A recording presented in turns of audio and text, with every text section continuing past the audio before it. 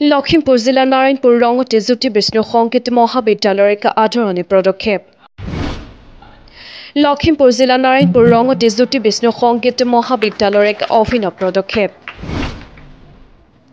2011 চনত স্থাপিত হোৱা ৰঙতি জ্যোতি বিষ্ণু সংগীত মহাবিদ্যালয়খনৰ অধ্যক্ষ শ্ৰী যোগেশ্বৰ কোঁৱৰৰ নেতৃত্বত মহাবিদ্যালয়খনত বহু ছাত্ৰ ছাত্ৰীক গীত নৃত্যৰে প্ৰশিক্ষণ প্ৰদান কৰি সৃষ্টিশীল প্ৰতিভা বিকাশৰ এখন মঞ্চ প্ৰদান কৰি আহিছে।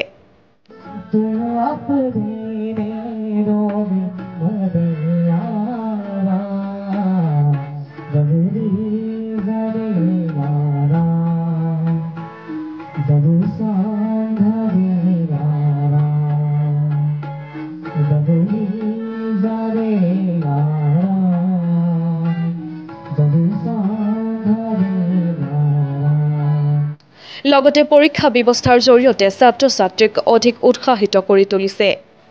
আজি অনুষ্ঠিত হোৱা বিভিন্ন স্তৰৰ আনুষ্ঠানিক পৰীক্ষা কেন্দ্ৰত উপস্থিত থাকে মহাবিদ্যালয়খনৰ অধ্যক্ষ শ্ৰী যোগেশ্বৰ কোঁৱৰ, কাৰ্যকৰী সদস্য চাও নিতুল বৰুৱা, সভাপতি শ্ৰী থানেশ্বৰ গগৈ, সম্পাদক দুকঠ পাচনি, উপদেষ্টা শ্ৰী জীৱন সন্দিকৈ, অভিভাৱক ক্ৰমে নীল দত্ত, পুলিন বৰা আৰু প্ৰাক্তন সদস্য শ্ৰী কোষেশ্বৰ ফুকন।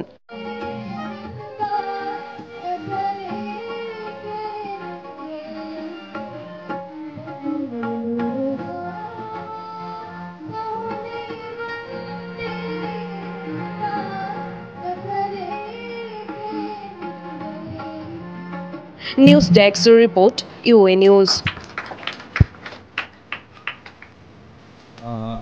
আমি কণ ছাত্ৰ ছাত্ৰীসকলক অকণমান আগুৱাই নিবৰ বাবে অকণ প্ৰয়াস কৰিছোঁ এটা অনুষ্ঠানৰ জৰিয়তে। আমাৰ অনুষ্ঠানটোৰ নাম ৰঙতি জ্যোতি বিষ্ণু সংগীত বিদ্যালয় আৰু মোৰ এই অনুষ্ঠানটোত জড়িত হোৱা 2011 চনৰ পৰা আমি হেৰি কৰিছোঁ আৰু তেতিয়া অলপ কম পৰ্যায়ত আছিলে। এতিয়া মই এইটো অনুষ্ঠানৰ পৰা প্ৰায় 42জন সংগীত বিষয়ত ওলাইছে। তেওঁলোক আকৌ আমাৰ অনুষ্ঠানতে শিক্ষক শিক্ষয়িত্ৰী কৰি আছে।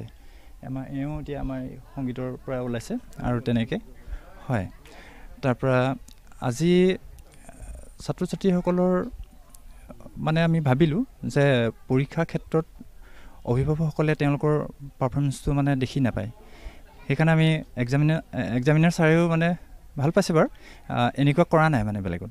আমি ভাবিছোঁ অকণমান সময় আমাৰ ছাত্ৰ ছাত্ৰীয়ে পাৰফৰ্মেঞ্চ কৰক আৰু অভিভাৱকসকলৰ লগতে ৰাইজেও অকণমান জানক অনুষ্ঠানটোৰ সম্পৰ্কে, তেওঁলোকৰ পৰীক্ষাৰ প্ৰস্তুতি সম্পৰ্কে কিমানখিনি আগবাঢ়িছে আমি সেইটো জনাবৰ বাবে এই অনুষ্ঠানটো আমি আয়োজন কৰিলোঁ। এইটো আছিলে আমাৰ মানে এক্সামিনাৰ ছাৰৰ আদৰণি অনুষ্ঠান। এই আদৰণি অনুষ্ঠানৰ লগতে আমি এই অনুষ্ঠানভাগো সংযোগ কৰা হ'ল। নমস্কাৰ। ধন্যবাদ সকলোকে।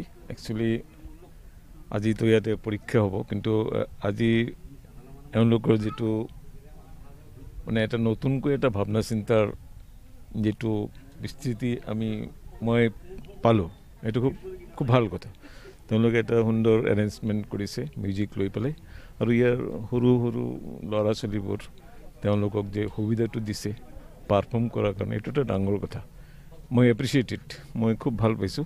আৰু ইমান অকণমান ল'ৰা ছোৱালী ইমান ভাল গাইছে, মই একদম খুবেই আনন্দিত হৈছোঁ আৰু কি। মই গুৱাহাটীৰ পৰা আহিছোঁ আৰু মোৰ সংগীতটো মোৰ সাধনা। মই অল অভাৰ ইণ্ডিয়াত মই প্ৰগ্ৰাম কৰি থাকোঁ, পৰীক্ষাও লৈ থাকোঁ বিভিন্ন ইউনিভাৰ্চিটিৰ। কিন্তু ইয়াত আহি মোৰ এটা বেলেগ অভিজ্ঞতা হ'ল এইবাৰ। ইয়াৰ মানে সকলোৰে যে এটা মানে সন্মিলিত এটা কি ক'ম মানে ইনভলভমেণ্ট, সেইটো এটা ডাঙৰ কথা। আৰু এইখিনি দৰকাৰ আছে আমাৰ এই সম্প্ৰীতি আৰু এই মিউজিকটোক আগবঢ়াই লৈ যোৱাৰ কাৰণে, এইটোৰ খুব দৰকাৰ আছে।